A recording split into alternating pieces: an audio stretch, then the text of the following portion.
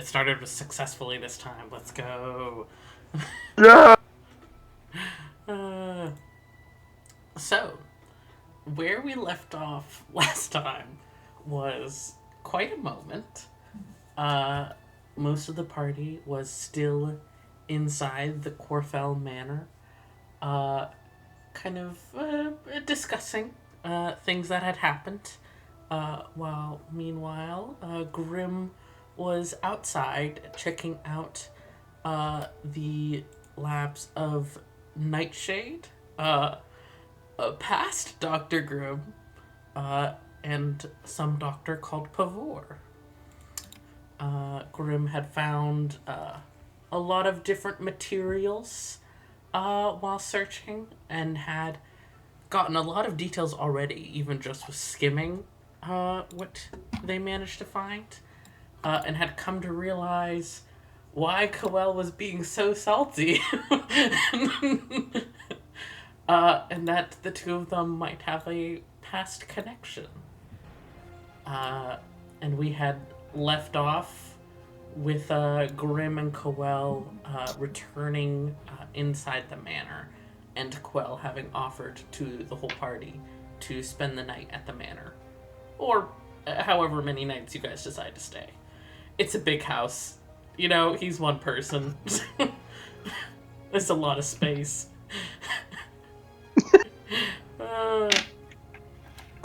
But before you fully return to the rest of the party, Grim, is there anything you'd like to do? Slash, the rest of the party would like to do before Grim returns?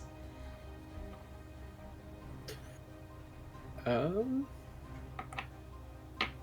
trying to think what I was doing before, because I've set up that I'm going to stay awake with them and reminisce on the good old days, so I think I'm good. Slay. Good old days.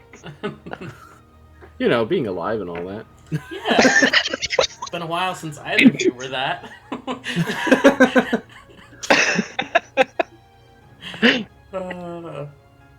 Fucking interesting way of referring to those days, the good old days. You know, when I was dying of, a curse.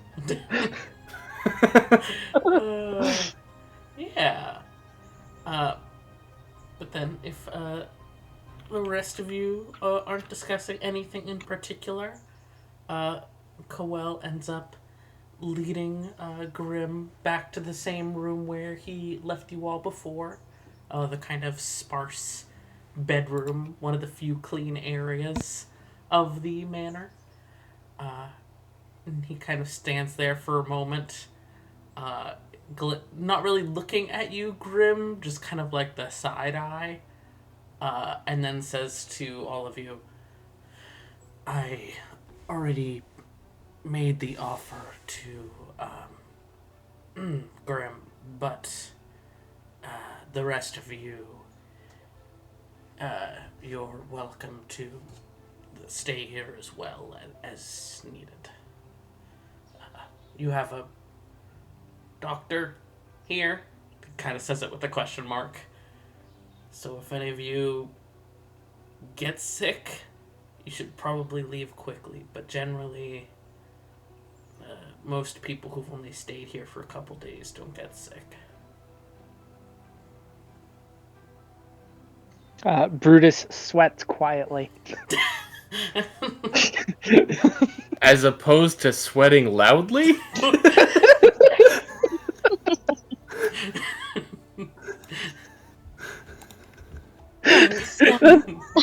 That is part of why I phrased it that way, yes.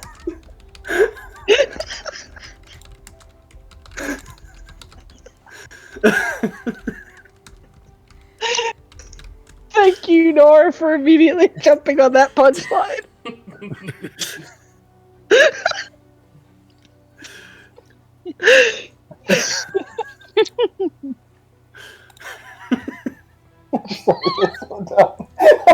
Sweating loud. I mean, am I the only one who now wants to know what sweating loudly looks or sounds like?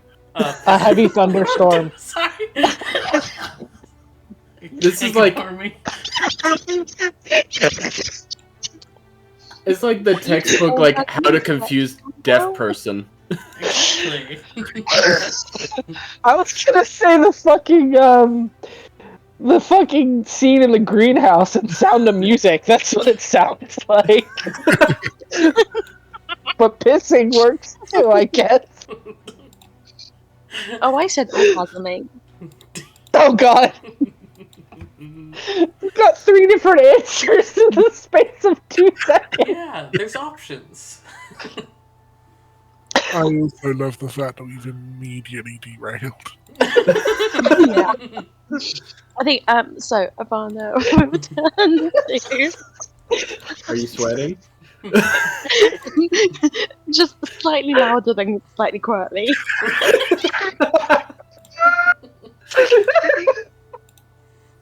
It hurts, you fucker. Well, at least you know the time frame of this illness. We shan't stay here long, but we appreciate your hospitality. He just kind of gives a wordless grumble.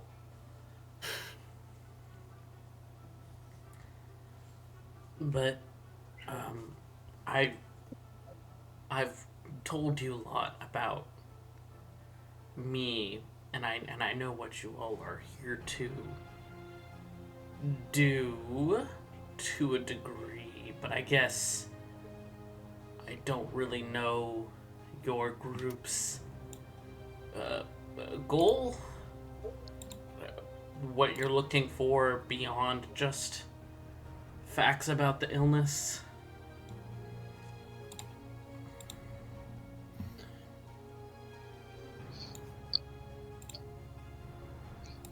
Well,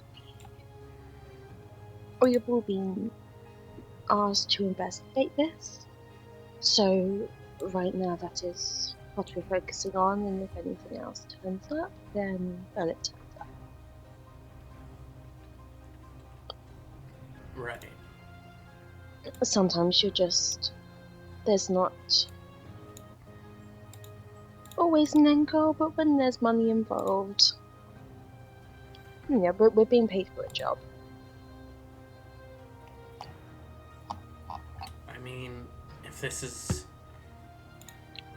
a job, where's the end point? Were you tasked with learning about this illness? That was more my job, I suppose. Well, technically, our job was to track down traitors, informants, and sleeper agents in the ranks of the military. But then we kind of figured out that this illness is also connected to that, in that it can make traitors, informants, and sleeper agents. So, since we were kind of tasked with reporting them and also stopping them, we figured this would kind of tie all of that up a little bit. Preventative care, so to speak. Right. Is this illness mainly affecting... I mean, because this is... What you all are investigating is similar but different from what my home experienced, to my understanding, right? Yes. At least from the research that I've conducted so far.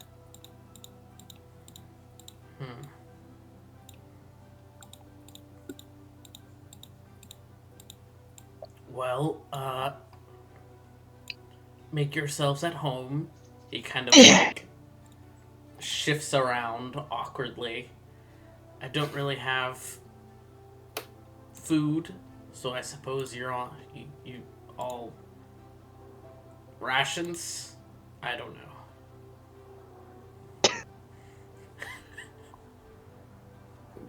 I'm sure they will all manage.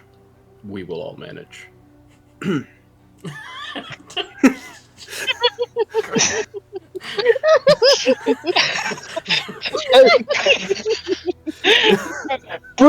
gonna like telepathically nudge Grim, just like we do kind of know you're dead. You know that, right? Just I'm specifically doing this because I want Grim to once again, apropos of nothing, reply out loud.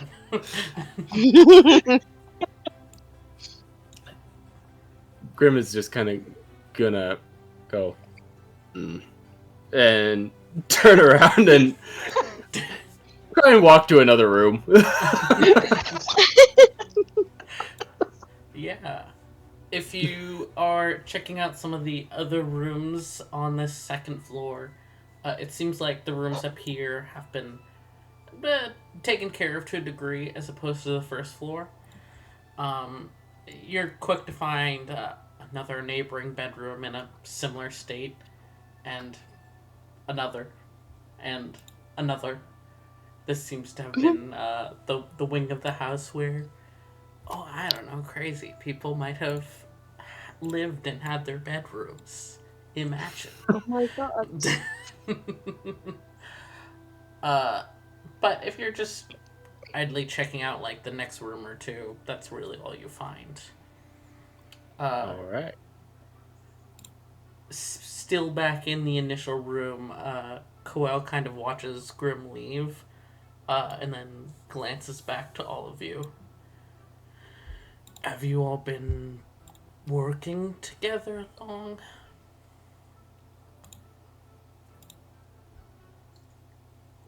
For what's it now? 2 weeks?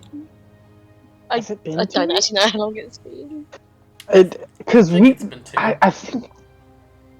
Has it? Because I feel like it was like wasn't it like a day's journey from Zykazak to the city, and it's only been like 2 days since that. No, it was a week's journey. Oh, it was? Okay, so yeah, it's been about 2 weeks. Yeah. And Karis and Phineas have been with you guys for like 3 days, I think it is now. Yeah, it's not been Phineas is T-posing through the floor. Exactly. Doing like the Skyrim glitchy bumping into walls in the corner. He's also been rotated 90 degrees for some reason, so it's just his legs sticking out of the wall. Oh no. It's just like the T-posing, but then every now and again there's like a running emote. Yeah. Random voice lines. Put the dog down. God. I mean, sure. It's just so funny because that's Nirvana voice line. Exactly. No, Quinn literally said that was Phineas's mindset. So Phineas's mindset, but Ivana said it.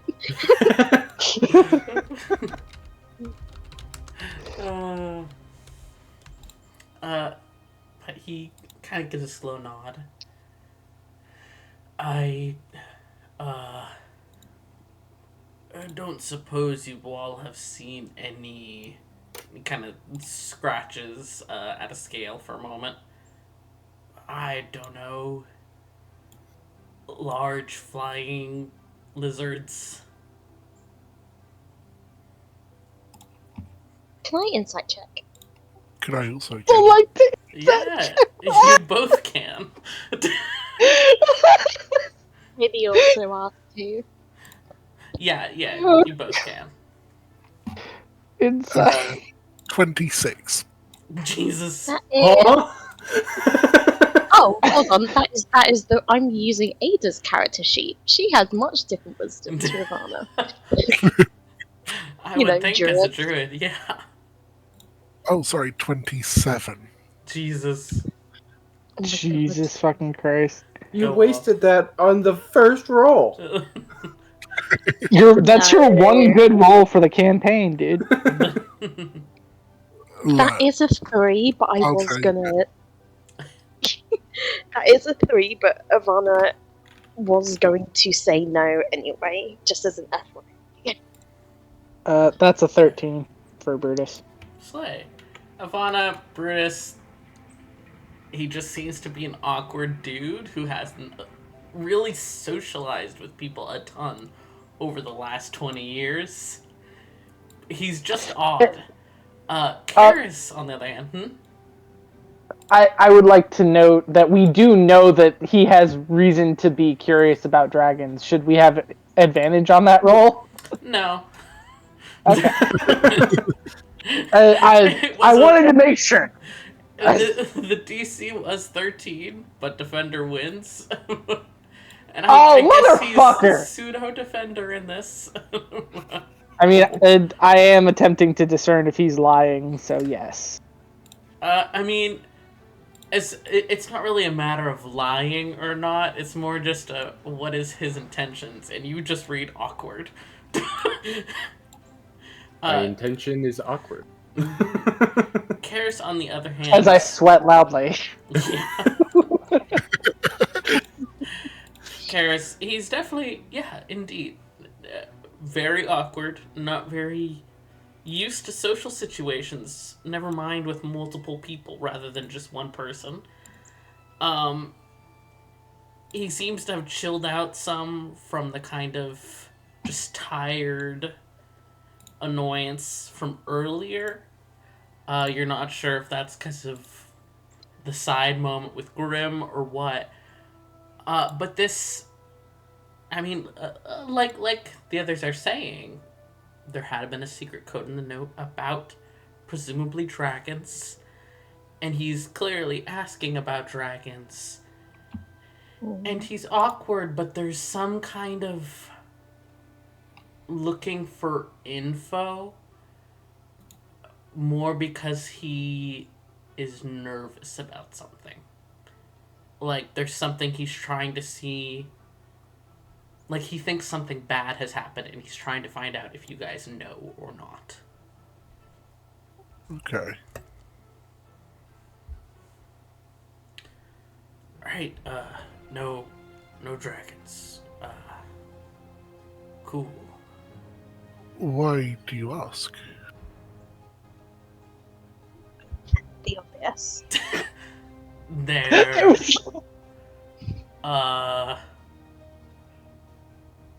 My house sigil. I'm just interested because of that. Okay, can I do another fucking insight check? Yeah, and I have default advantage on this You one. need to roll an insight check for that. The two who failed can roll again with advantage. Karis, you don't need to roll again. Yeah, That's a that 12. is a 16. I'll give it to you both. So all of you, pretty obviously, this guy has interest just beyond that. It seems from the awkwardness and avoiding the topic, maybe some personal stakes in the matter. It doesn't seem ill-intentioned, at least from the vibes. Just kind of anxious. And also this degree of, like, I don't want to give them this information if I think that they shouldn't have it, kind of thing,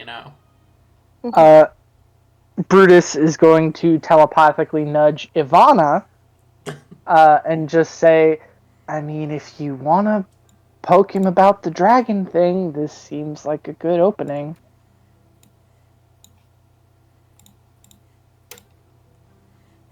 I think if I just looks to Brutus, looks to Garrus, and just goes in that kind of, wow, I'm really taking the lead on this. Okay. Brutus is the one. You were the one that was so excited about it. You're just like, we need to shake his tree about this. We need to see what comes loose. And Brutus is like, we do not have enough information to work with this. I don't know what you're talking about. So he's just chasing that thread. Just That's you wanted to know. You wanted to know about this. He's giving you an opening. I have 0 charisma. Oh, yeah, okay, alright. My charisma is a different type of charisma. Hey, then you're awkward like him. Samesies. You and Lyric have the same kind of charisma. Yeah. Yeah, the sexy type. No, the stabby Mysterious. type. Yes. Like I said, the sexy type. The same thing.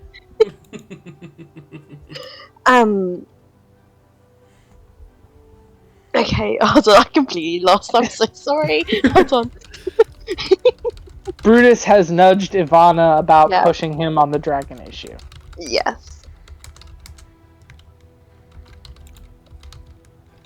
Look, there is no need to feel anxious. If there is something, if there is something that we ought to know, if it can help, then there is no harm in you telling us.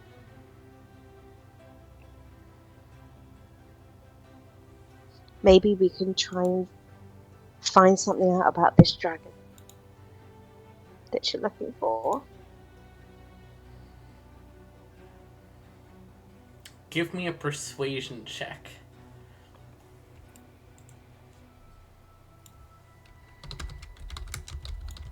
I would offer guidance, but this doesn't feel appropriate.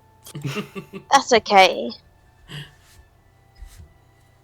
24. Jesus. Okay, Ivana. Oh, wrong type of charisma indeed. Like they said, the sexy type. He kind of stares at you for a long moment, and then glances away, kind of awkwardly, rubbing at the back of his neck. There.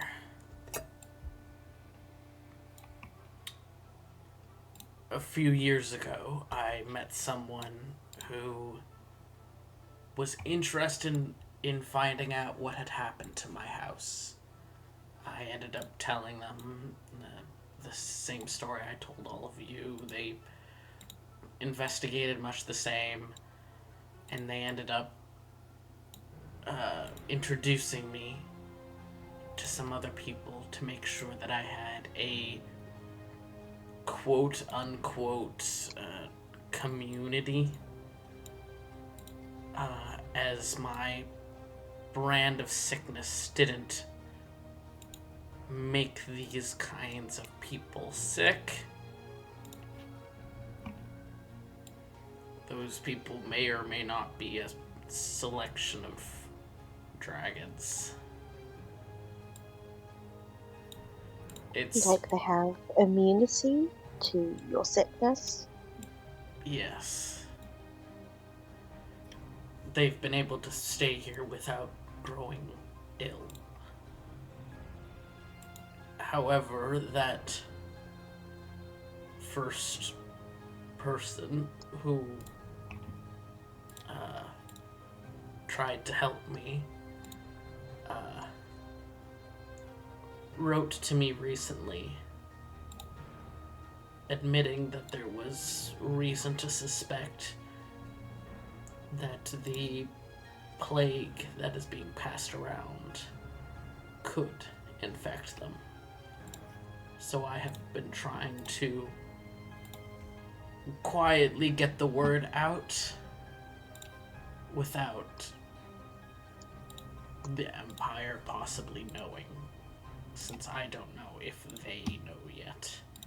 And I'd rather them not sway a dragon to their side.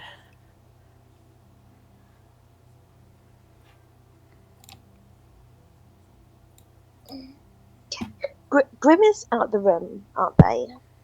That is correct. Yeah. Okay.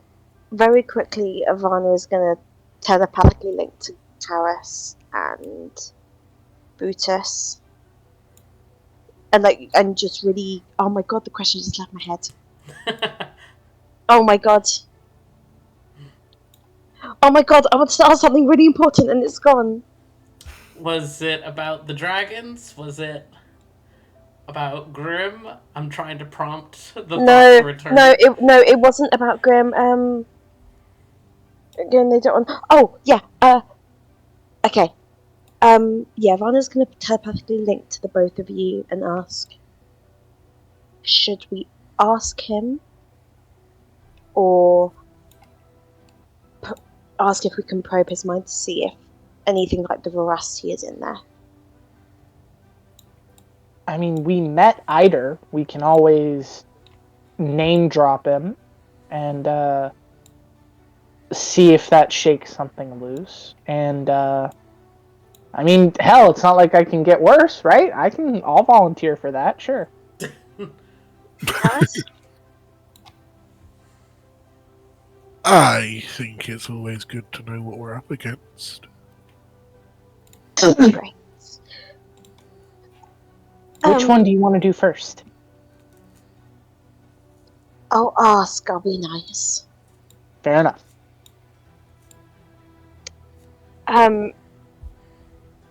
Cora, do you recognize the name veracity? If I didn't get it wrong, I did. Do you know the name veracity? I know that that's the being the Empire worships. I know that that's, at least was theorized, what caused my initial curse.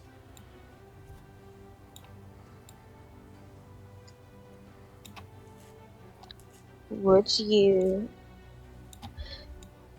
in the people that have the plague that we have met so far, there has been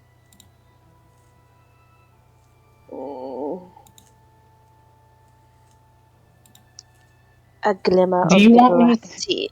You British, you explain. Yeah. You're better. So, in a lot of the plague victims that we personally have encountered, the ones that I mentioned earlier, the previously mentioned informants, double agents, etc., the veracity has a direct presence in their mind. Now, you have an older version of the plague. You may not have the same affliction, especially since you have been treated. I don't know if cured is the right word here. But I have been exposed, for lack of a better term, to the veracity in that way. And I was wondering if you wouldn't mind me, for lack of a better term, knocking on the door of your mind a little bit to see if the veracity is hanging around. I'm fairly certain it's not, but you are certainly welcome to check. I don't know what you'll find. I've never done something like this, hair tuck. Oh, bitch! I was coming! Oh my god, you can try, but like, I've never done this before. It's my first time. Brutus, for once, is like, don't worry. I know what I'm doing.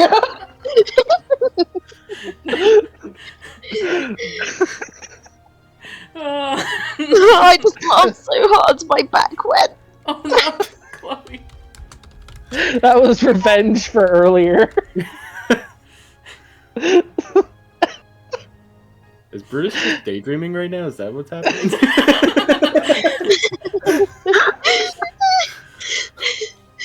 I think everyone else has just decided, okay, hang on, do we need to make this happen? Like, you guys need a private moment? And Brutus is just like, alright, let's see if I can go piss off a dark god again. So, I think that is genuinely just what he does. He just kind of grins and he says, one way to find out. And then just projects into his head, just you in there? Before I get into this, I still think it's so funny that we have multiple telepathic people in this party without you guys even knowing that this was like an element of the plot. Yeah. The worst part is I genuinely almost went for Soul Knife. Like, it was so close, but I was just like, you know what? That's too close to being a caster. I do casters all the time. We're gonna do something different. Slay. Thank God, because Ivana's been a soul knife forever, pretty much. Uh, but as you uh, kind of gently push on like the mental bubble of Coel's mind, I kind of knock knock to see what else is there. There's not much of a bubble. Most people like it's easy for you to bypass it, to at least send messages. But most people have like a vague barrier around their mind. Uh, It's like an egg. Yeah, like a saving throw or something like that, you know? But there isn't really one for Coel. It kind of feels more like you are stepping past a long, broken wall. Maybe one that was never even really finished. And you have the faintest sensation that at first you think is similar to the veracity, because you sense hunger. And then you realize this space it's not hungering in the same way, or at least not anymore. What you find is a hole, ribs sawed away with bone saws, an organ ripped from the chest, something that was supposed to have been part of Coel because of his ribs. However, someone violently and forcefully ripped it from Coel and replaced it with a different form of hunger. One that is still probably terrifying for you to encounter for the first time, but you can tell it's not the veracity. The veracity was meticulously and violently cut out of Coel's soul. Very cool. Also, point of reference. Again, Brutus has clocked pretty hard at this point that Grim is not 100% on the living plane. Real. He's not like sure what Grim's deal is. It's not his business. He just thinks it's kind of funny that Grim is trying to hide it and he's not doing a great job. So the question then becomes that broken wall, that kind of like the eggshell that should be there and kind of isn't. Mm-hmm. Is it similar to what Grimm's got going on, or is that a completely new sensation? No, this gives more the sensation that this is something all people should naturally have from birth. Coel was never able to form it because of the veracity being there since birth. Okay, cool. Okay. Our buddy doesn't have the best mental defenses, but hey, there's nobody in there. Including How's him. that wisdom stat? Not good. Wisdom saving throw, not great. Good to know. Not that I'm a spellcaster, but we have one. So I think Brutus just kind of like it's a very short term and very specific link, and just the moment nothing rears its ugly head, the moment he parses those sensations, he kind of pulls back and he kind of looks at Coel and has to take a minute to like parse all of that, because that's a lot of information that he didn't necessarily want. Whoa. And Flavor text be upon ye. yes, indeed. Well, like to Brutus, it feels like it feels invasive almost. Like it's supposed to be like a fun thing he does when, physically speaking, is difficult for him. This was more like, hey, I'm gonna go elbow around in your brain for a minute to make sure an eldritch god isn't about to try and murder us all. So he takes a minute and tries to not shift immediately into pity, because he knows how condescending that shit can feel, especially when, you've more or less got it under control. And eventually manages, well, good news. The whole, well, you're cured. The veracity's not there, but I definitely understand why we were told no open wounds. He gives a smile at that. It's not an unfriendly smile. It's not a friendly one either. It's a lot of sharp teeth. Always good to know that I'm not about to be possessed at some moment. Trust me, I know how that goes. Kinda jealous, if I'm honest. I mean, I could try to put you in contact with the people who did this to me. Would you believe I'm not super thrilled? Like, the alternative is not super great, and for right now it's under control, but I may take you up on that at some point. Hey, Could come in handy. one of them is in the other room, so there's that. I don't think we knew this. No, I think you that didn't. is new information for the party. You didn't- So I think that is a very, like, everyone looks at each other like, the fuck he just said? Yeah.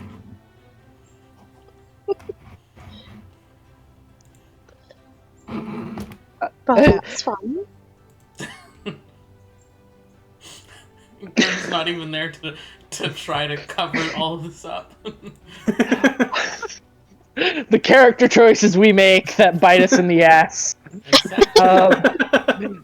And I think at that, Brutus is going to take a shot in the dark and just say, but they don't remember, do they? As far as I know, no. One of the people who did this to me remembers. Another fled to the Empire. And another, I don't think, quite remembers. Maybe. My sympathies for that. I'm sure that's difficult to parse. Well, considering... I don't know why Brutus knows the word parsed, but I don't know what else to call it. Nerd. He's a locksmith, man. Cut me a break. Considering the last word I had gotten was that they were dead, this is better than nothing. Well, you've got something in common. Certainly. Well, we just want to make the room feel comfortable.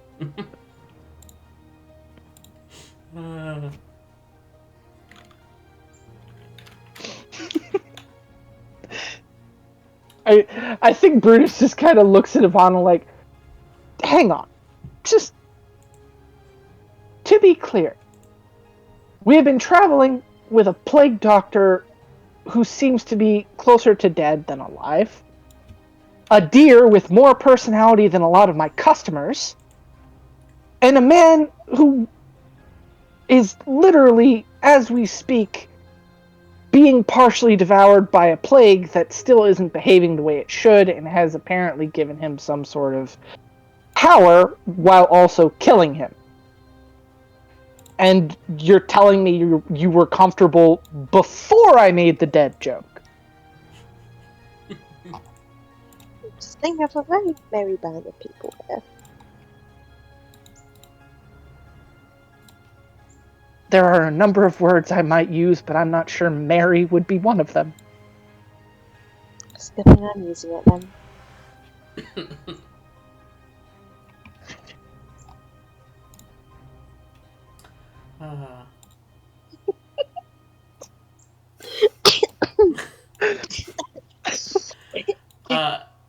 Koel kind of awkwardly clears his throat again, just kind of like, let's break whatever this is. If you cross paths with any dragons, I would request that you either point them in my direction or warn them that it's suspected the plague is contractable to them. A informant of mine kind of pauses and then sighs. Krujire has informed me that Aider is likely immune, it seems. Probably due to his undead nature. Hard to infect a skeleton.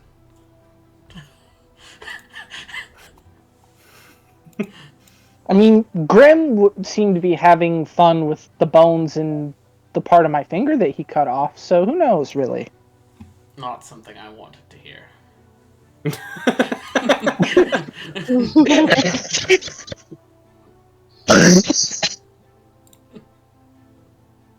I think, Kyle, you're safe now from Grimm's love of experiments.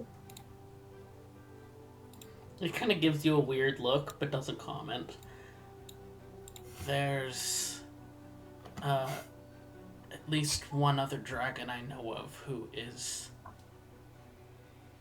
to a degree, involved in the fighting. Though there is another I suspect might be as well, as she hasn't answered my messages, so I can only assume she's not there to receive them. Would it be nosy to ask their names? Oh, where you're sending the messages to? It's, they're not secrets. One is, the dragon Horwin, and I will type that for you guys. He's, large and rather old, and used to live much further south than we are now. And a couple decades ago, the Empire overtook his domain, and ever since then, he's made his displeasure known. However, he follows no orders nor leadership, so his help is sporadic and not always actually helpful. The other, Kemvia, which I will write, she and her mate hold domain in the mountain range near here, the Vonalog mountain range. Last I had heard, they were both going to stay out of the war, but what with Kemvia not answering my messages, I suspect she might have changed her mind, especially since Krujire had word of reports of a dragon matching her description.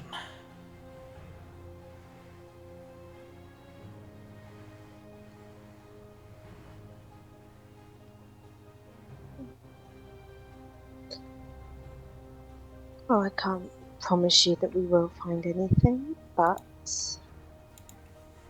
we can at least try to find something that will be of use to you. I appreciate it.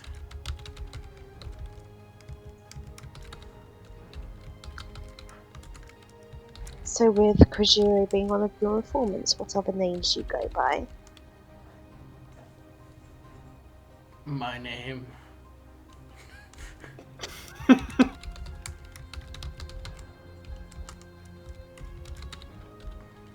My So name. just Coel? Yes, though sometimes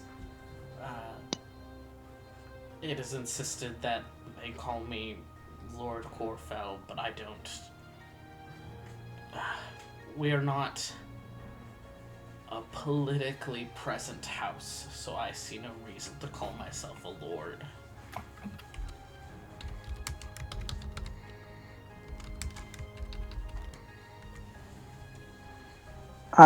Brutus is going to nudge Ivana mentally, just like, do we want to just lay the cards on the table about the whole white code name, or are we gonna... But that's out of character quickly. I think you told us that out of character. It wasn't like an in character thing. Yes, but I don't think it's absurd for your characters to have jumped to that after meeting Coel. Yeah, no, literally, he's an undead dragonborn who is also white. So, like, it is not a far-fetched code name, and I think it was in letters from Krajire, or in Krajire's possession at least. So it's not a far-fetched connection to make, but we also, at this point, don't have any evidence to say that it is him. Of note, the letters referring to question mark Coel as the White was not in Krajire's possession. They were instead in, oh god, what's his name? Let me go back to session 1. Hold on. um. Nope, was it session 2 actually? Was it the eagle, the Aarakocra? It was Flynn, the guy who was Oh, being it's interrogated. Flynn. The messenger. They were secret messages that the messenger was carrying back and forth. That quote the White unquote was to either be assassinated or taken prisoner with some kind of artifact. Oh, okay, so this might have been a code name assigned to him by the Empire, then. Yeah, that's now what I'm thinking, that he doesn't know about it, but is being referred to by that on the Empire side of things. Yeah. Which, again, would be why Brutus is asking, like, do we want to warn him, like, hey, you might be on their hit list, even though you're not actively involved in the war, or are we just gonna Okay, let that... yes, because this is the letter, and it said that he was like what, buried with an artifact or something like that. Because he's dead. Sorry, do you mind re-explain? Me? Yes. Oh, so the letter that was intercepted. Let me pull up my notes so I can make sure I am exactly correct. Bop, bop, bop, bop, bop, bop. Bop, bop, bop, bop, bop. You know? You know when you bop, bop, bop. Truly. When you I do know that. So the first message that was intercepted was discussing an assassination target that was codenamed White that needs to either be killed or taken somehow. It was unclear in that message, but that the person receiving the message should quote, should it be difficult to transport with your artifact. And then the same thing. aka the heart necklace Yes. And that then had. Mm-hmm. sorry, there was a second time that the White was mentioned. Yes, Chloe, you were correct, by Aldaz, in which Aldaz admitted to you guys that someone named that someone named White was the primary target, but that the Empire hasn't managed to get to this person yet, and they were still working on plans to do so. Continue. Apologies. So the heart necklace that the Archmage said was the pure form. For those of you who haven't listened to the thingy-majiggy, spoilers, but Ivana now knows that the heart charm that Aldous had was the pure form of the plague to try and make Coel Corfell sick or make him incapacitated, like something along those lines. From what the Archmage said, it was either that artifact that was going to be used to infect either multiple someones or Coel, or there was some other artifact that would somehow make it possible to transport someone. It's unclear. So it's like a two-part artifact, and that's one half of it. Who knows? All you know is There you are don't have multiple that. interpretations. The Archmage has that crystal necklace now. Oh, damn it. Did I not take it back? No, they wouldn't have let you keep that. Oh, come on. No, this is true.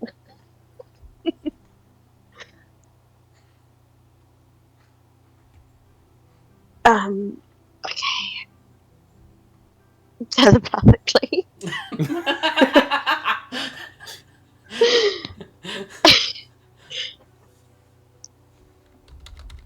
So, sorry, this is me trying not to laugh. Sidebar.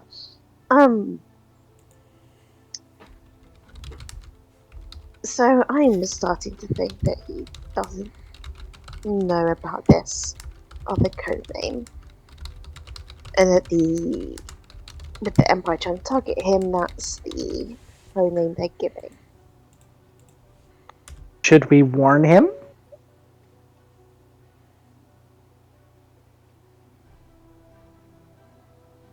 Probably.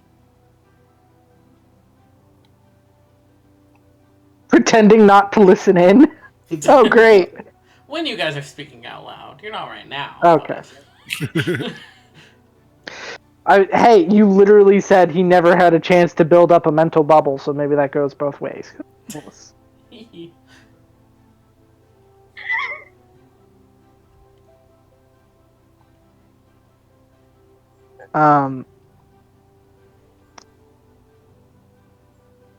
Fuck.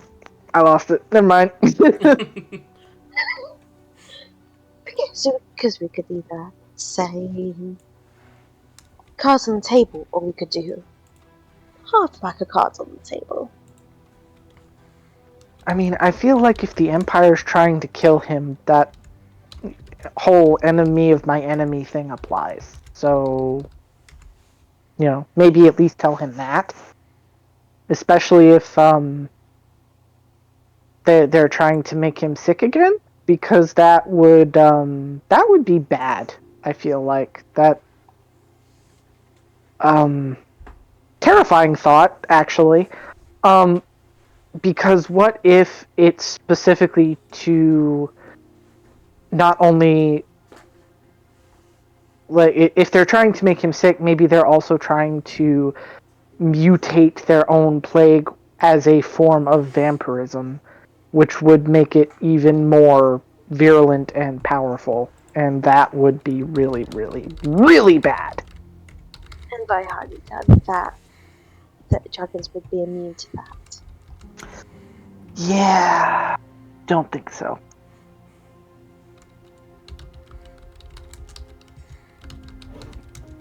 Or him being in the hands of the Empire wouldn't be good, so I guess we're doing this. Then there.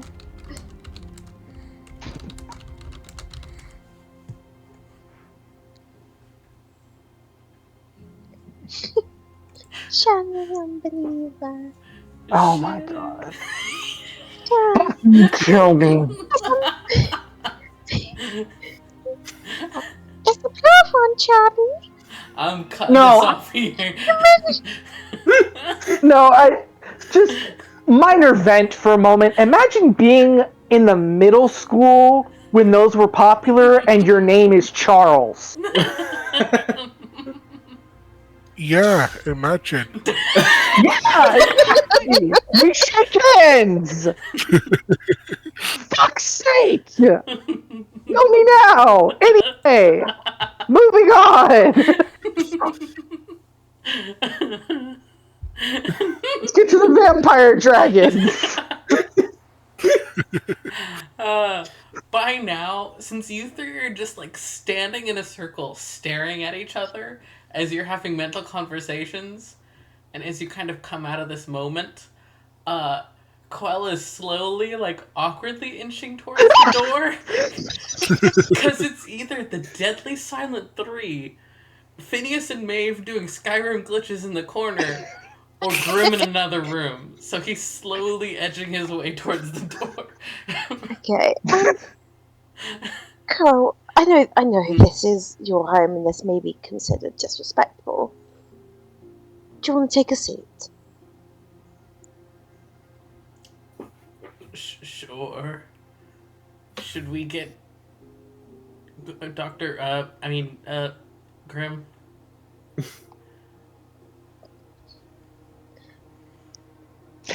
Actually, that's not the worst Prob- idea. I kind That's of want to probably a see good their idea. reaction. Brutus is gonna go grab Grim really quick and just be like, "Hey, we're about to tell your old patient that someone's trying to kill him again. So maybe you want to be here for this." And then he's gonna turn around and walk back to the race.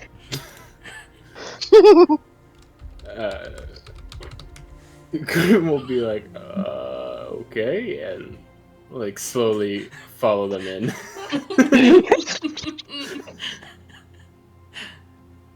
I say again, 0 charisma. Exactly. Actually, I have -2 charisma. Somehow you're the actual doctor, and I still have a better bedside manner.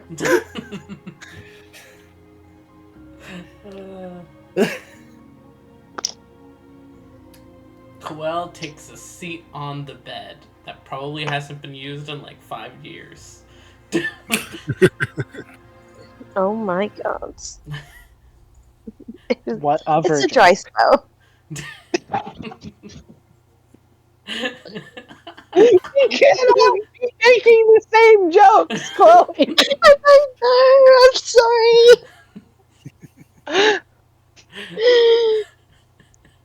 I think Ivana in the mode of like, this is going to be this could be an uncomfortable conversation. We don't know this person. This may go one of multiple ways. So, in efforts, with how intimidating they look, is going to try and look kind of as casual and calm as possible.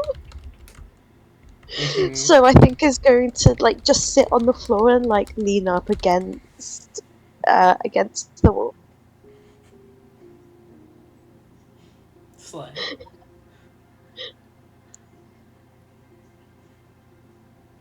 Like, we're trying to figure out exactly what is happening. So if in this there may be empty spots or things that don't quite add up, maybe after we fill you in, you might be able to fill in some others.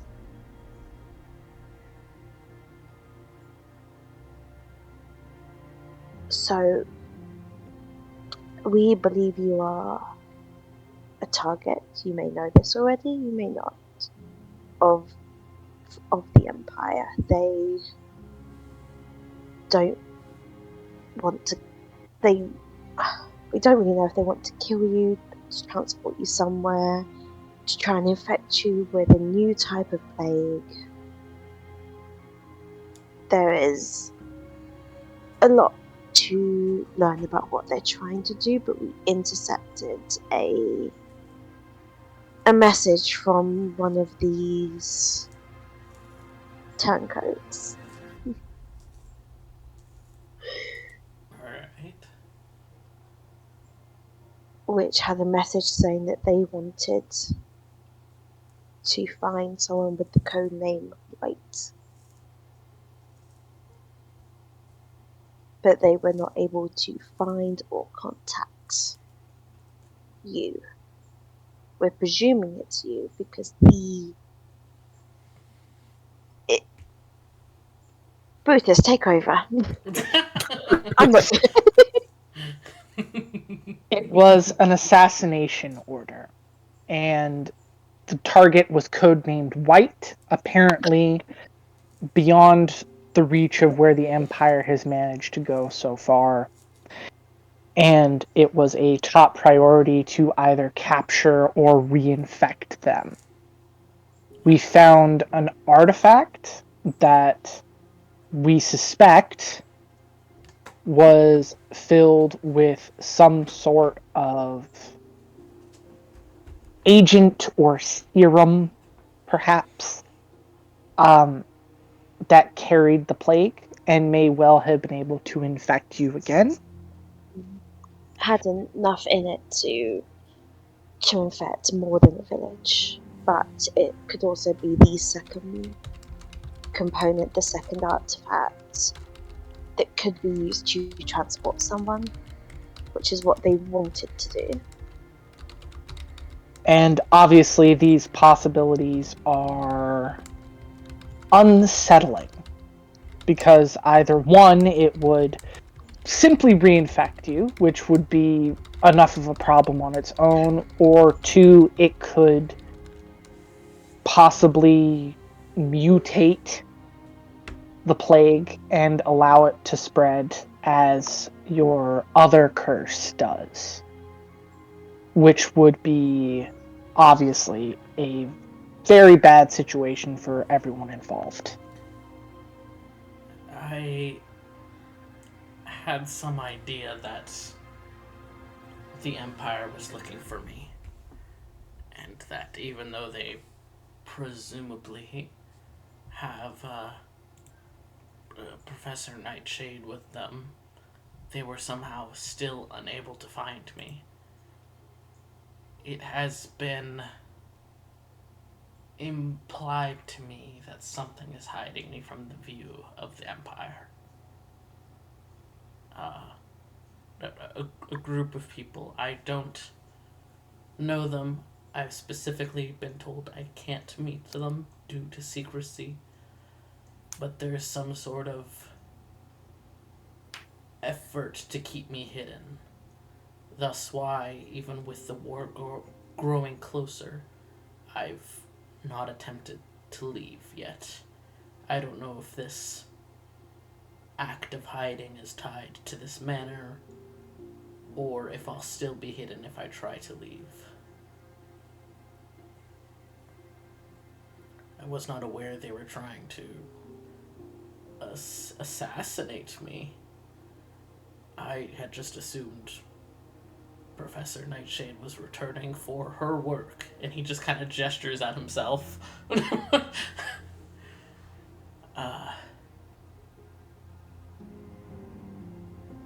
Great to know that they were trying to reinfect me. I'm not quite certain how that would have worked, and I'm glad to not find out. Based on what I saw in your mind, it would have been traumatic at best. Yes. I would prefer to avoid that. Okay, Nor, we get it! Stop sending gifts of hands being cut off. We get it. We understand. You want it. Also, that last one is such body horror. I hate it. Is it cake? Today we're going to find out if Brutus' hand is cake. Here's safe for work Sasuke to try and get that off the screen.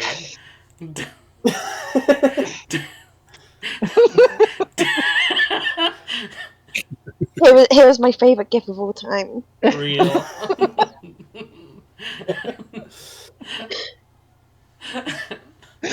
Such a creature, we love them. Well, do you believe that this Dr. Nightshade is possibly trying to finish her job, but to do that, it may mean the loss of your own life? I'm unsure. That was many years ago, and I was a child and very ill, and there were very few moments of clarity for me. I think that would be a better question for someone who can remember that time. Just kind of looks at Grim and nods knowingly. No memory, bitches.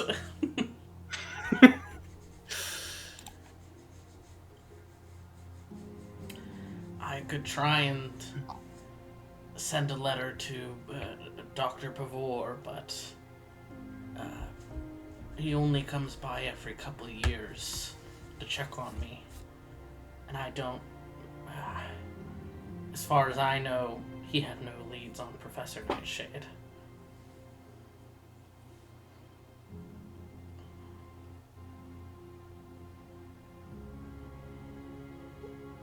Would it be worth us sending him a letter instead, just to make sure that his roles haven't changed and that the Empire won't be able to find you? Mine will get there faster.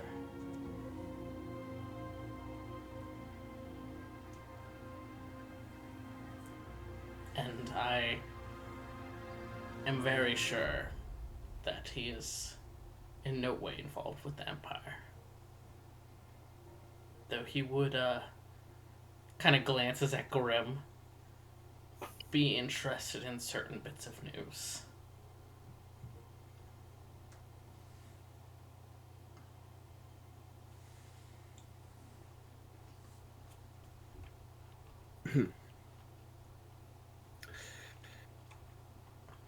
Yes, well, I think that we can save that for not now.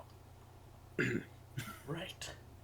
You mortals should probably sleep soon. Before that, though, he kind of does, like, the awkward move of, like, patting his hands on his thighs and then standing up, and moves towards a cupboard in the corner. It's a bit ramshackle, but he swings it open, kind of talking over his shoulder to you all. Bit by bit, I give away things I don't need. I have no need of money. I have no need of these things. So I just kind of hand it out to people who visit. It's like favors for visiting. Turns back around holding 2 bags. I'm not sure what the conversion rate is. I've never been to a major city before, or really any place that isn't this manor. So he hands a bag to whoever's closest, which we'll say is Grim on one side. Yes. Grim inside is 40 platinum. Holy shit. Holy shit! Oh my god. Nor just became the richest motherfucker at the party from being dirt fucking poor. Holy shit. I had 6 gold pieces, and then somebody was just like, here's a and I'm like, oh. Holy shit, dude. Please share that. There's also this to share. And he hands it to whoever's closest on his other side, which we'll say is mentally flipping a coin, Karis. Oh, great. The god of greed. Great. It'll be fine. It's a medium-sized bag. Normal bag. It is not a bag of holding. I'm pointing a gun at all of you. But it is a bit lumpy and has it seems, several items inside. I have a look inside the bag. Cool. Inside, you notice a nice looking jug with a very pretty, like, glazed design on it. Uh, there is, like, a smaller pouch, like the kind of pouch you'd store dice in. Um, there is a ring on a necklace cord. And then there's this metal contraption, this small metal contraption that you, Karis, aren't sure what it is, but to mentally describe it for all of you, think like a Swiss Army knife. Um, Oh, that's can a any of good us see sign. this, or is it still just in the bag? It's up to Karis. I feel like it'll still be in the bag for now, and I'll show you guys later. Slay.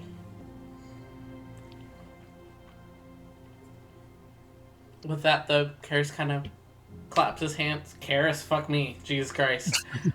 Coel kind of claps his hands together. Says, well, I'll leave you all to eat and prepare for sleep. I'm Yes, going to... Grim definitely does those things. Mhm. I have some quick things to take care of, mainly writing a couple letters. But then I will likely return to the bedroom next door. If anyone, his gaze kind of flicks to Grim, wants to chat later.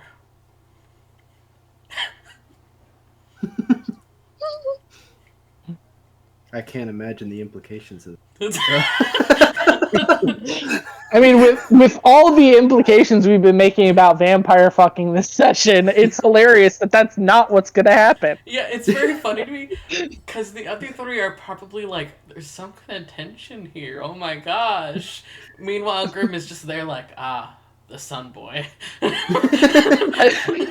Well, no, because he literally said that Grim is one of the people who helped treat him as a child. None of us are thinking that. Fair. You don't know how old Grim was. Also, child. Yes, the 14-year-old prodigy. Yeah, it's like Kelden. It turns out Grim was a Goliath, and he just died real young. But yeah, Coel exits the room, leaving you all to your devices. and money. Yeah.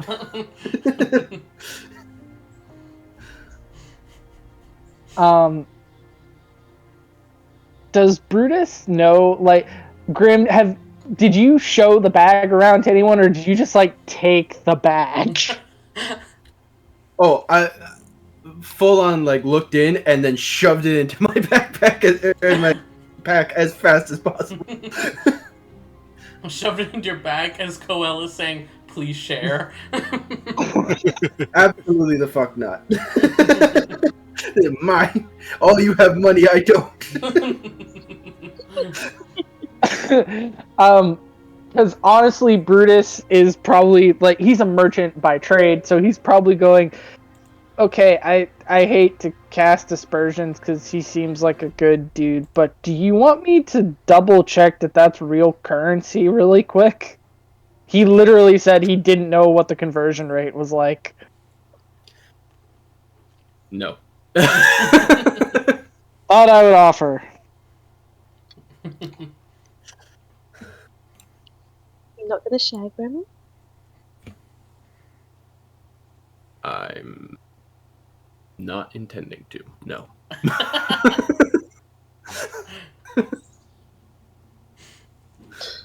Father's like, yeah, fair enough. Brutus literally owns a business. He doesn't give a damn. Hey, Grim owns a business too. He Yeah. just don't make any money.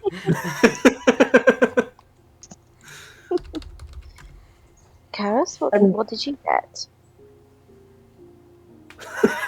Yes, you do Hi. yourself. Number of items. Some of them I don't recognize. I've never seen anything like them before. I mean, mind if I have a look? I'm a locksmith and a merchant. I have seen a fair amount of weird things. Be my guest. Cool. And Brutus is going to look through the bag. I think he's probably going to be especially interested in like the Swiss Army knife type deal. Sure. As you are checking it out, go ahead and give me. What would this be? I guess a history check? It's a low DC though. I have no history. There's no way this could possibly go wrong. That's a fucking 18. Jesus Christ. It's There we that go. merchant brain working away. Apparently. But, so I'm just copying and pasting, you know how it be. But as you look through each of the items, you do recognize these. These are magical items. They're certainly common magic items, so thus you have seen them before. You're able to recognize what they are without the need for an identify spell. But you very quickly realize that the jug, wow, is an alchemy jug. The ring is a ring of water walking. The small pouch is a pouch of dust of sneezing and coughing. It is one use. And the Swiss Army knife is an all-purpose tool. And there's the little stat pages for each of those. Very nice. I literally just looked up alchemy jug. I love I jug. think can So Ivana Brutus is literally going to parse these out like as he sees fit. Like he's just gonna go, Grim, for your alchemy, you're probably gonna want this. Have that. You've got the best use for it. Ivana, I'm pretty comfortable with the tool set I've got. That's for you. You know, have fun with that. No nefarious purposes, like with a stupid grin on his face, like I know you're gonna do some shady shit with that, but I'm saying it because I need to know I said it to you. The rest of this, not the most useful things I've ever seen. Anyone scared of drowning by any chance, you'll probably want the ring. I am not Can I? afraid of.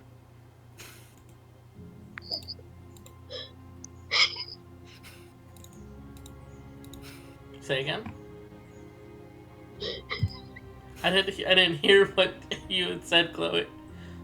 I didn't say anything. Fair Just enough. debating.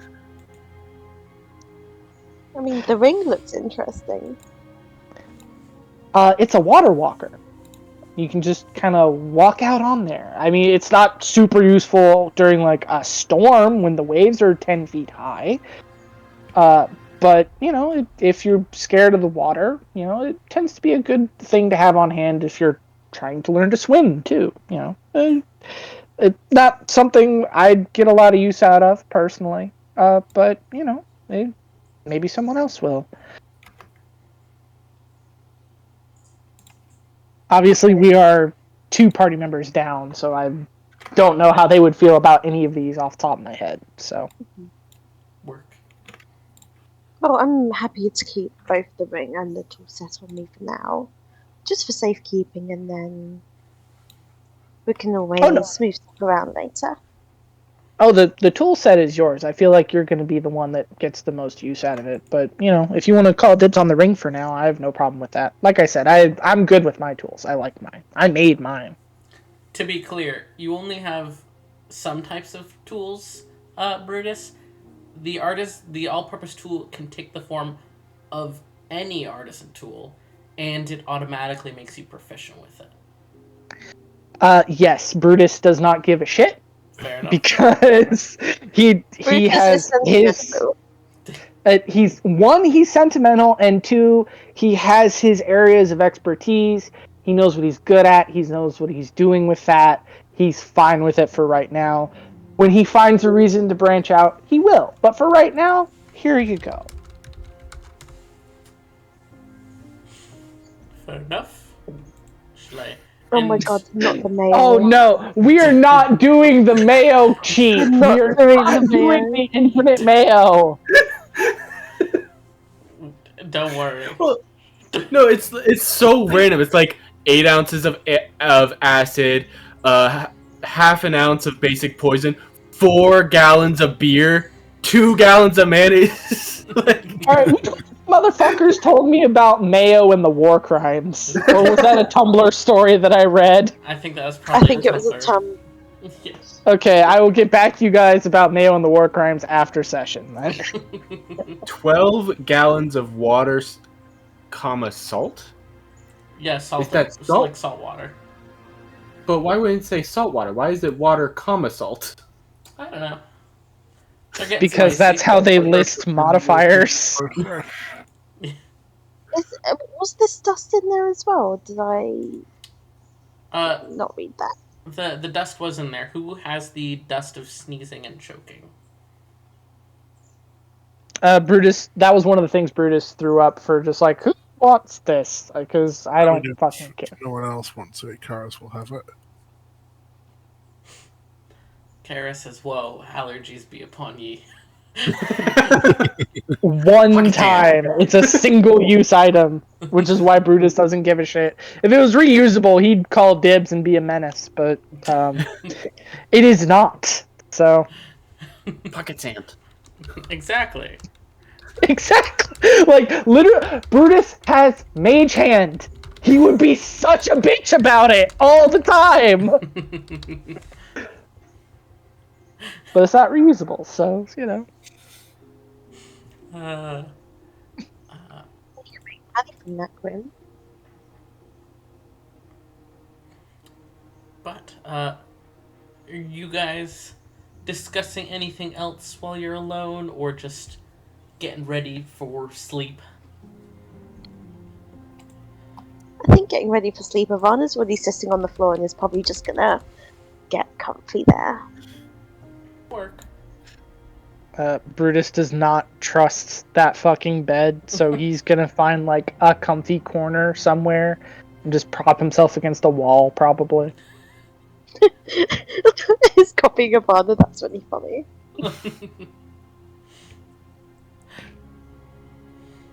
Karis, are you braving the bed, or are you sleeping on the floor too? I mean, my boy likes to be comfortable. Slay. You climb onto the bed. Roll a dexterity saving throw. I'm kidding. He is kidding. It's actually Constitution saving throw for all the bed bugs.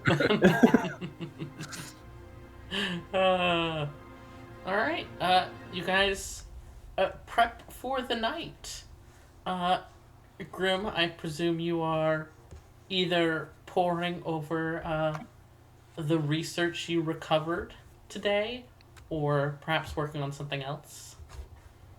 Oh gosh, I have money now. You can make potions once Not for more. long. I can. You no. do need to convert the money. I know. This is But- how I've gotten you. I've trapped you because you have to go convert that money first. Brutus literally has 300 gold if you want to have that conversation. Well, I mean, the conversion is already in D&D Beyond. 1 PP is 10 GP. No. I mean, like, you are holding physical pieces of platinum, and you need gold instead to do your stuff. Mm. So I'm joking that you need to, like, go switch that platinum out for gold before you can use it. And I literally have gold. Oh. Fair enough. Brutus becomes a bank. The question is how badly do I want to make poison? Because this is very nice poison.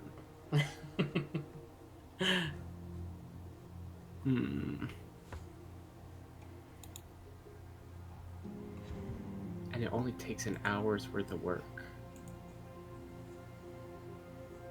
Yeah.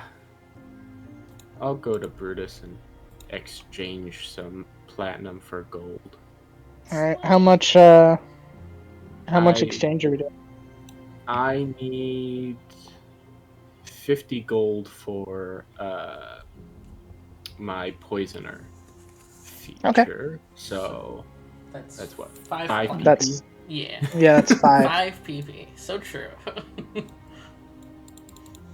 uh, Cool. So spend that.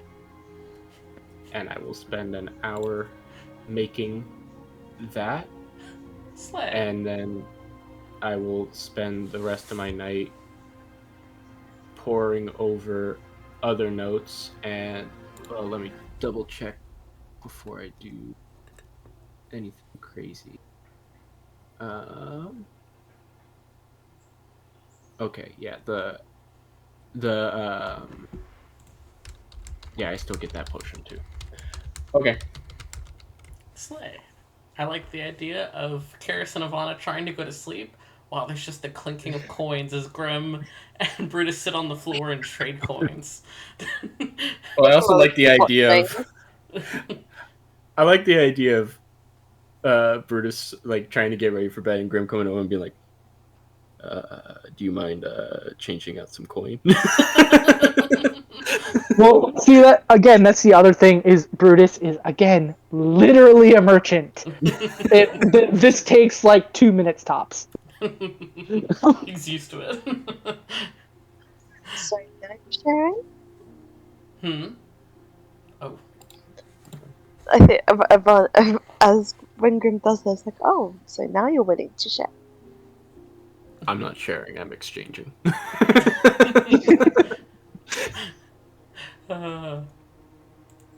Brutus upcharged them. I'm making poison. I don't think you want to do that. I would like to make a sleight of hand check to see if I can, in fact, upcharge them. That's not upcharging. That's stealing. Yeah, upcharging. Same difference. Let's say Brutus roll sleight of hand, and Grim go ahead and roll perception. That's a nat 20 for 28. Jeez. I'm so poor. Yeah, but the question is the thing is that Corral didn't specify how much was in there, and Grim didn't have time to count because he threw it straight in his bag. Except So- here's the thing. Brutus is gonna steal 2 coins. Mhm. Like, literally, this is for 2 platinum. And, like, the second Grim, like, leaves the room, he's gonna, like, do the coin toss thing and flip the other one to Ivana, and the other one's, like, a tip. Just like, that one's for me. Divvy up the spoils. You guys suck. Says the one keeping 40 plat. I had 6 gold to start this game with.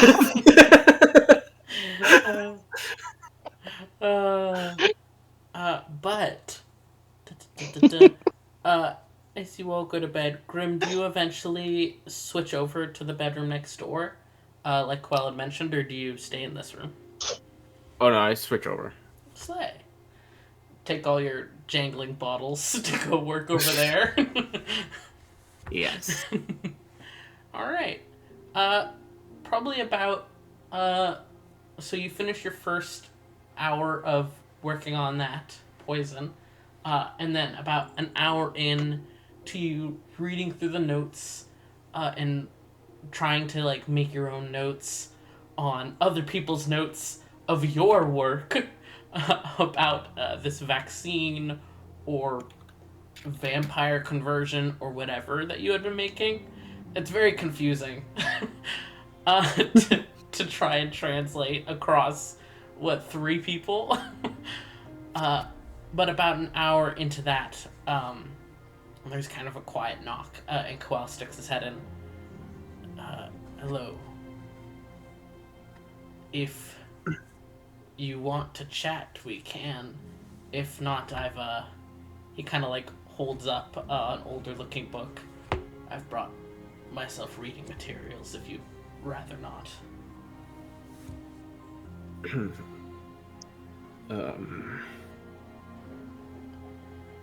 No, I think it would be good to reminisce a bit. If you would like to come in and... Right. Kind of awkwardly shuffles in and takes the only other chair at the table. He takes a moment to kind of glance over, like, your potion making stuff set to the side, or rather poison making stuff, in the book you're working over. And he kind of gives a very clearly, like, bittersweet smile, and says, a familiar sight. The mask is new, but otherwise familiar. Yes. I wish I had more to show you underneath. I think it's best for both of us if I keep this mask on. I doubt I would be shaken by it, considering if you do end up seeing what my siblings look like now, but I understand your preference to do so. Yeah.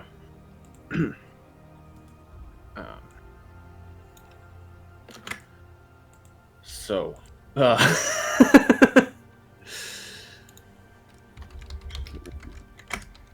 what is, what was I like?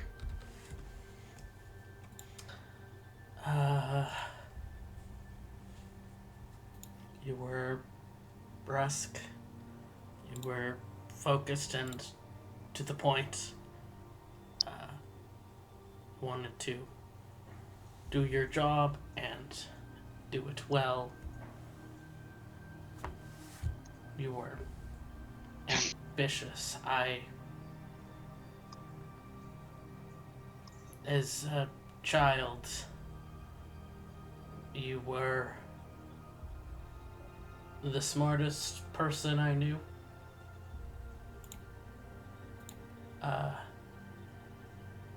And looking back as an adult, I can see that you were hungry to prove yourself. From my limited understanding, you had graduated somewhat recently,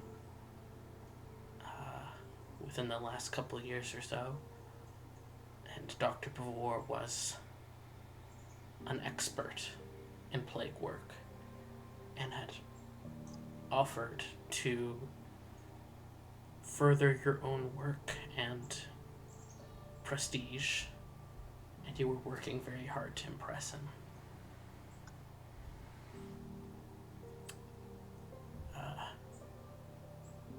I knew that you and Nightshade did not get along. But to be fair, I didn't like her either, so I had, as a child, chalked it up to you just not liking her attitude. It very well could have been that. There might have been more, I don't know. But you were...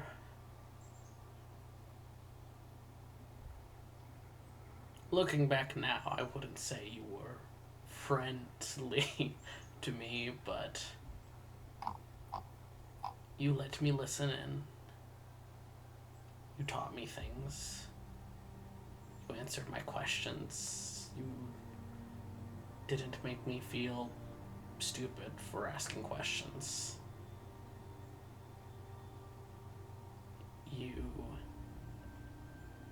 encouraged my interest in medical practices, whether it was just because it was a topic you enjoyed talking about, or because you saw something in me, I don't know. But it was a refreshing change from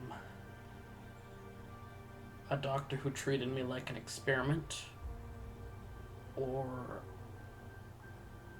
a family that treated me like a broken thing made of glass. So I liked your company quite a lot. And you seemed to... I can't say for certain if you got attached. I worry that my own tinted glasses makes me view things in a better light, but you were at least very attached to the idea of curing me.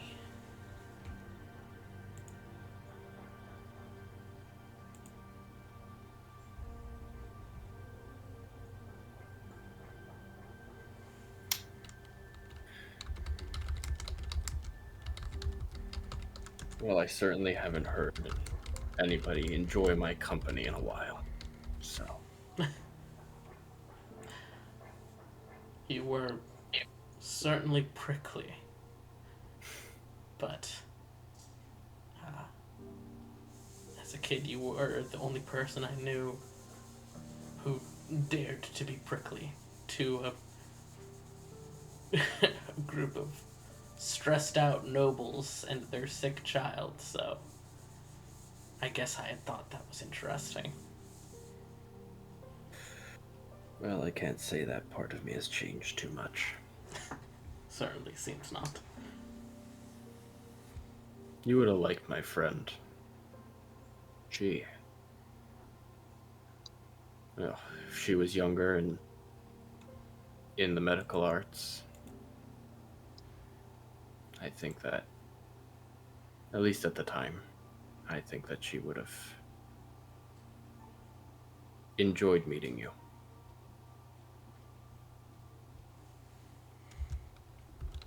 Where is she now? I don't know. I have a tendency to make choices that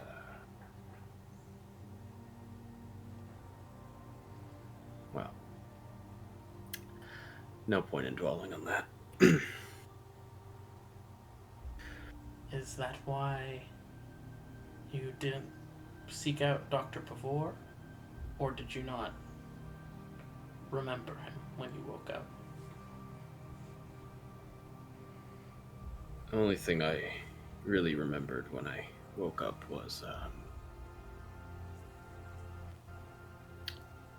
where I lived. And, well, I haven't been back there since. A couple memories have come to me over the years. Nothing too important. Lessons of a woman teaching me how to patch up my clothes.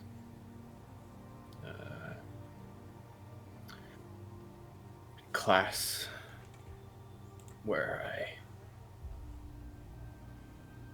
practice medicine, particularly recalling the lessons on patching up goblins. But over the years, I haven't remembered too much, and I've almost preferred it until today.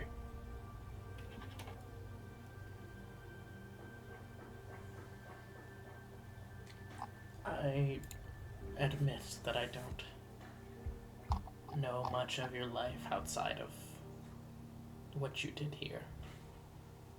You didn't talk much about your past, other than occasional sarcastic comments about concerned parents.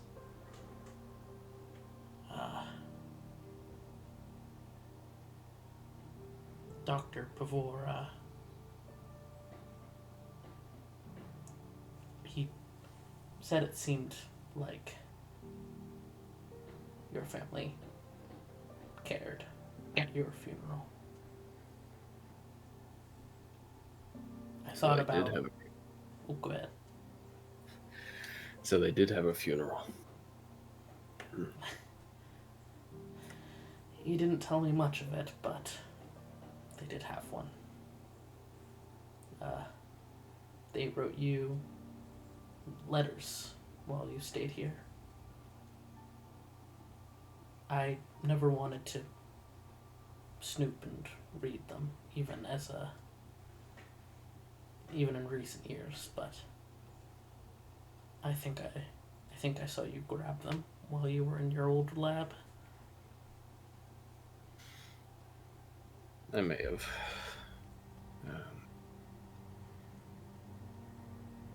Yeah, I guess I just didn't think about it. I thought of writing to them once, but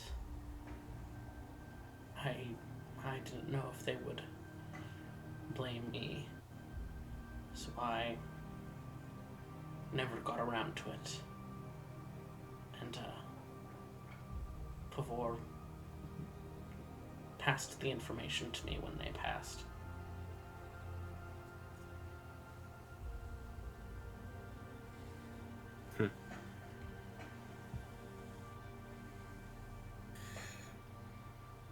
Well, you can always send a note to the address and see if the shop is still in the family name. Maybe you could meet me there one day, or I could come back here and meet you here.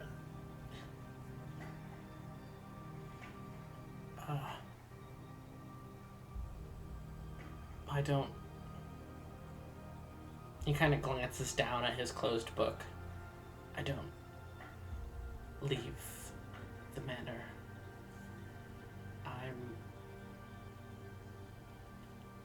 I don't know how well I would do in larger society.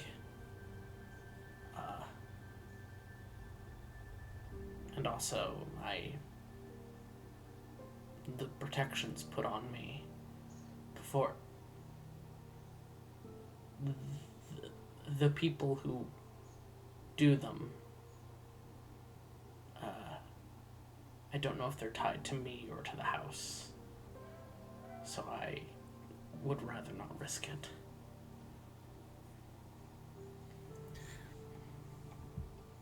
Well then, it seems I have some more experiments to run. See if I can help get you out of this house one day. I mean, you and I have all the time in the world, don't we? Certainly. And I've already got one person who's sworn that the second I can leave here, she's dragging me back to her nest.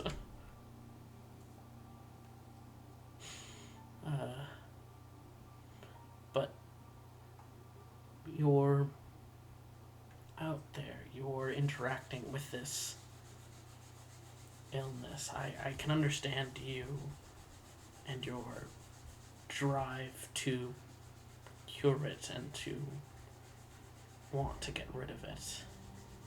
But aren't you worried about getting reinfected?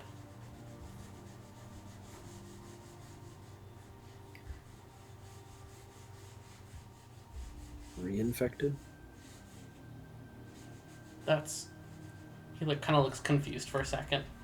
That's why you left here.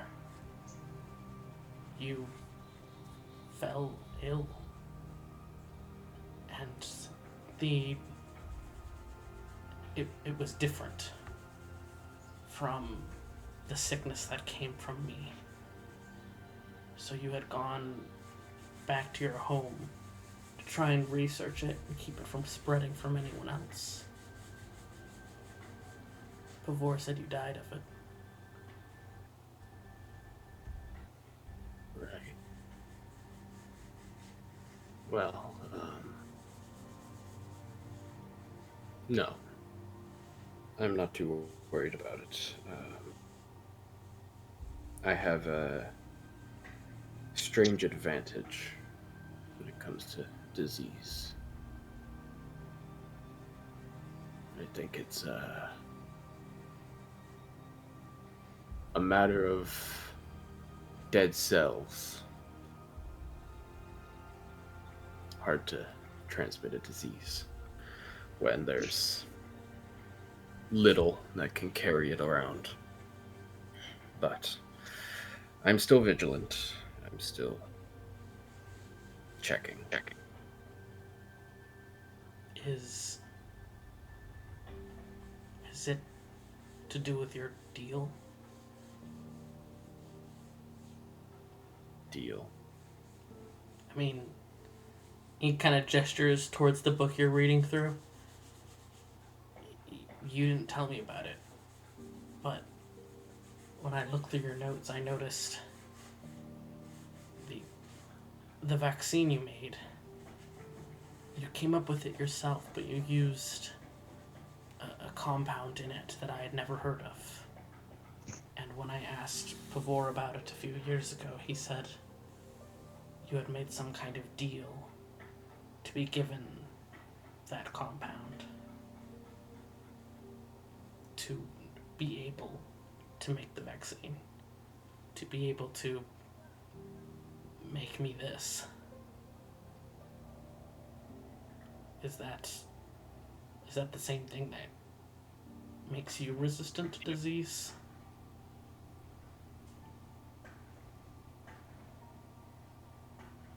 I don't know the terms of the deal. So I hesitate to answer. But it's surprising that such a bright mind like myself took a shortcut. From how Pavor explained it to me, it wasn't a shortcut. You came up with a vaccine. You figured out what was needed, but you had no way of acquiring that material, whatever it was. So you made a deal to acquire it, to be able to make the vaccine.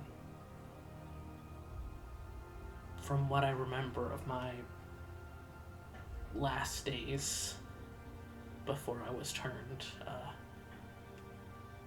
we were getting down to the wire. And I think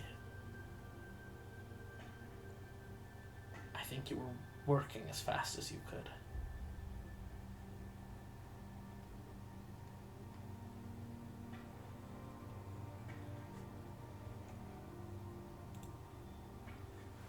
And you said that I wrote this down in my book.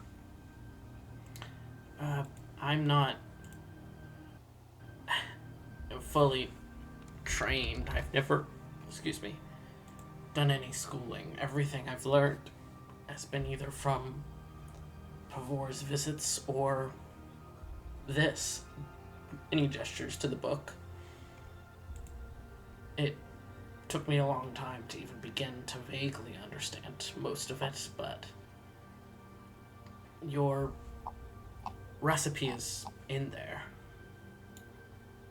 It's drawn out and confusing and overly complicated. But I think that was both just your nature and also your own way of keeping it subtle. I know you had it fully written down with full, clear instructions, but that's part of what Nightshade took with her.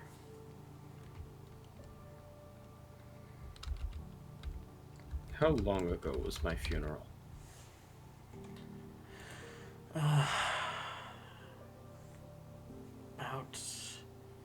I got the letter notice of it, I think 17 years ago, so I would guess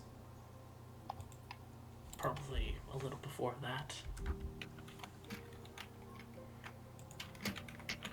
And you left here 20 years ago.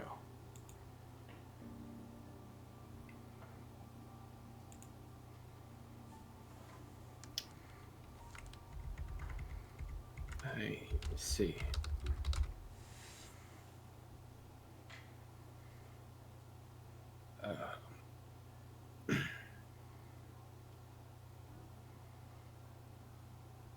No, I'm sure that there's still viable research from the vaccine. Doubt it's going to be as effective all this time later. I tried to make a list of the presumed ingredients from what I could parse. I don't think it's finished by any means. If you want to find it yourself in there, certainly. But if you'd rather I give you what I found. Anything would be helpful. Of course. Is there anything left in the alchemy house out there? It's mostly been picked clean, other than the notes that I wouldn't let anyone take. Right. But he opens the book he's been holding and pulls out a faded and crinkled piece of paper, like receipt-sized paper. And it looks like there's a lot of scribbled out things. There's a lot of notes on the side that say things like, is this in a different language? Like, clearly just stream of consciousness, Coel over the years trying to figure this out and make a cohesive list. And as you take a peek at it, immediately, the first several things on the list that aren't crossed off, you can recognize them as what you would consider various ingredients and tinctures that might be used to create medicines, but a lot of them are rare and expensive. Like the kind of things that, as far as you know, you've never personally handled.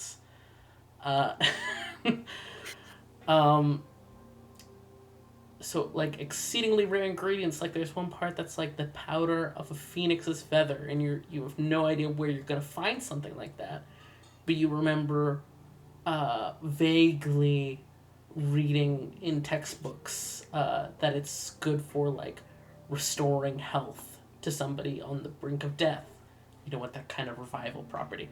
It's a lot of ingredients that will be difficult for you to get your hands on. But of note is one that jumps out to you at the end of the list. And there's a lot of scribbles around that, a lot of crosses out, a lot of, like, different options. Quell clearly confused, never having heard of this, trying to figure out what it is, and eventually giving up. And you realize why. It's not because it's necessarily something that would typically be an ingredient. Especially because it's not even a term that's in common. What you see are two abyssal words that mean forbidden ichor. Ichor. Sorry, I can't pronounce things right.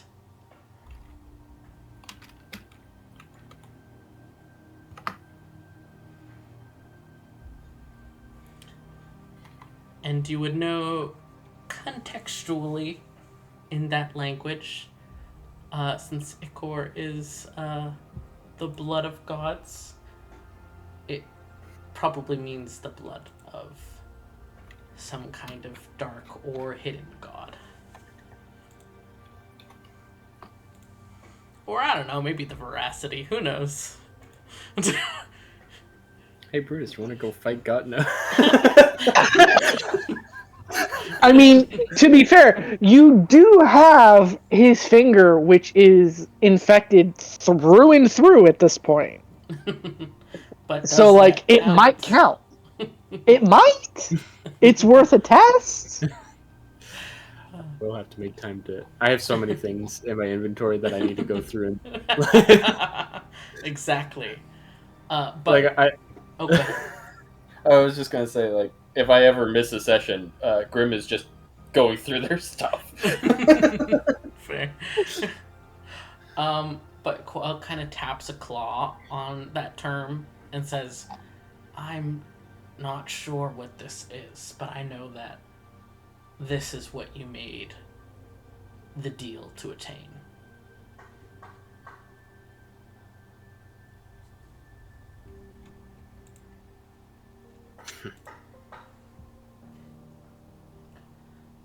That's some deal for somebody.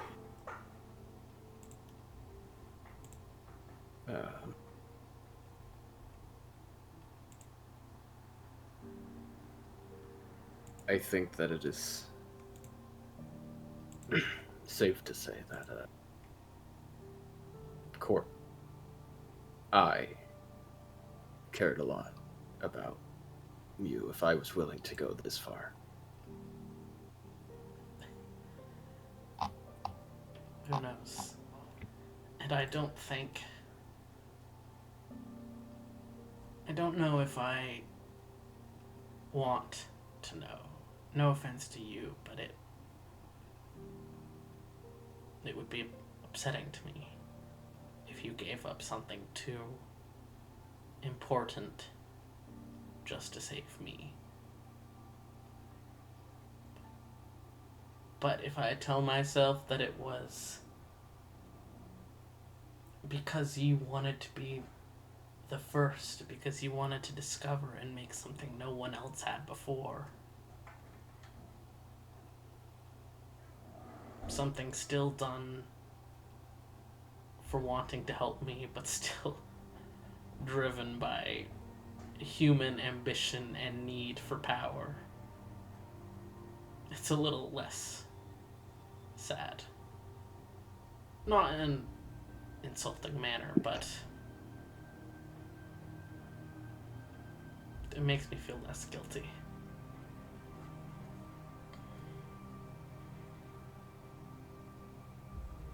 My friend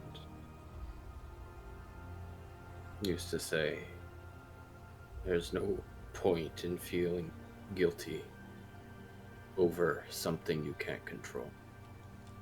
And certainly not guilt over someone trying to help. So, I understand. I hope that you can know that there are multiple reasons why someone might do something.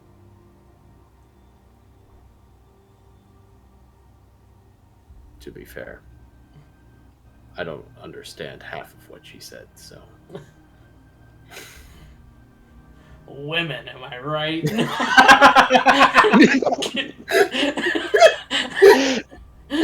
And you can say that because there are no women in this call currently. Oh, that threw me. I'm kidding. But Quell gives a slow nod.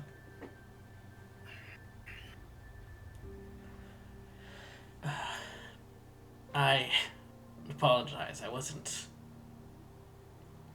I mean, how can anyone be prepared for someone they thought dead showing up at their door? But I wrote to Pavor. I told him that you're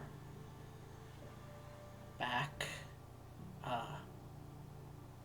I didn't know if you wanted to be confronted so quickly with all of that, so I didn't tell him that you're here right now. Since let's just say he has manners of traveling very quickly. and he can be intense. But if if the plague is something you're wanting to pursue, to learn more about, to cure, I hope you don't mind, but I asked him if it was possible to also hide you from the Empire's gaze. If there was a way that you could get close and find out more about all of this, all of you, without being hunted, to put it nicely. He usually answers quickly, so hopefully I'll have a reply by morning.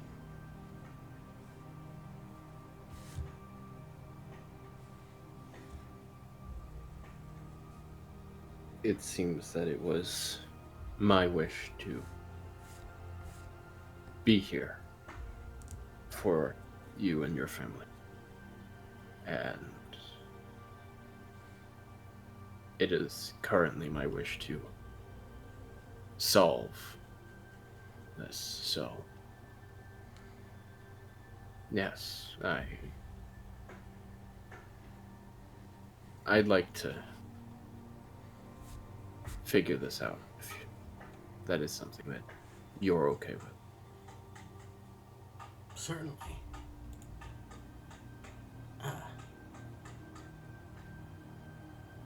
Thank you for coming back, even if you didn't know what you were coming back to. I'm sorry I'm not the Corvid you wanted, but Well, I'm not the kid you left, so I suppose that's a fair trade.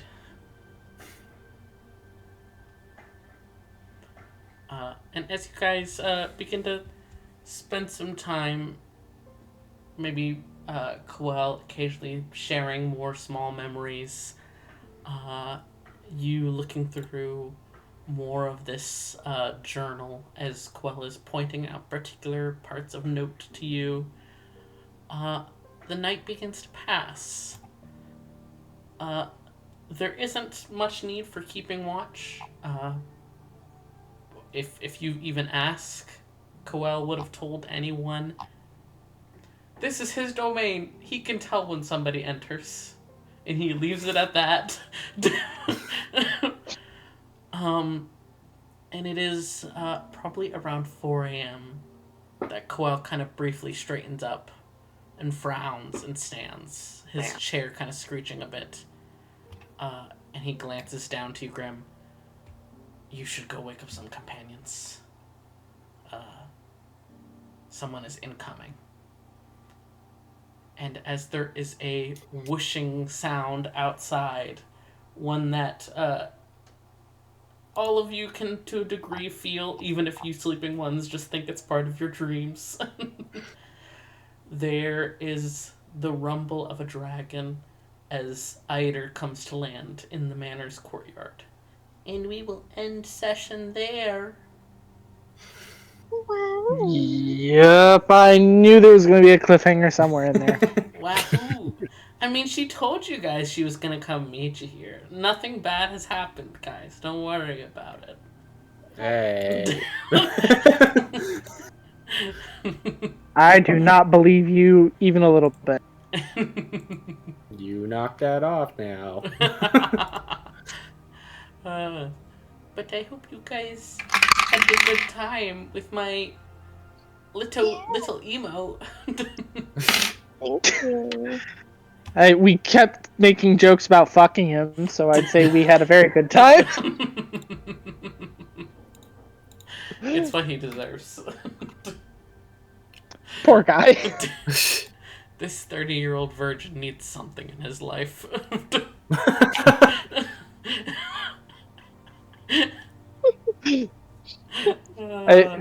The worst part is we absolutely cannot cure this man with Brutus in Radius, because Brutus is immediately gonna be like, alright, so like, we've gotta take him to the red light district, right? That's gonna be hilarious. Oh my god. This man who's never left his house and has the most aggressive case of agoraphobia ever. And you're gonna take him to the red light district. Exactly, because it would be funny! Specifically the Amsterdam one.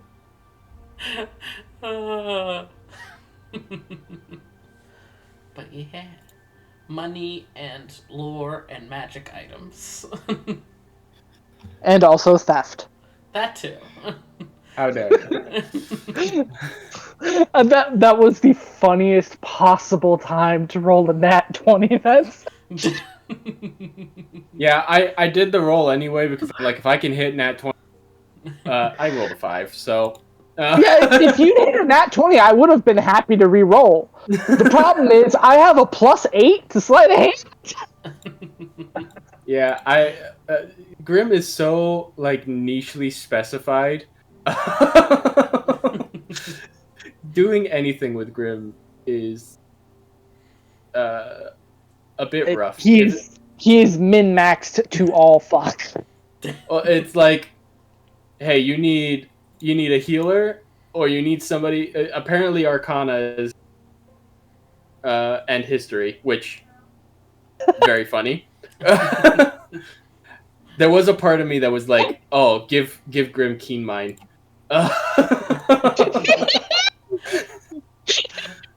Which would be very funny with his memory problems. That was the worst time for me to. That was the worst time for me to take a fucking bite of candy. Holy shit!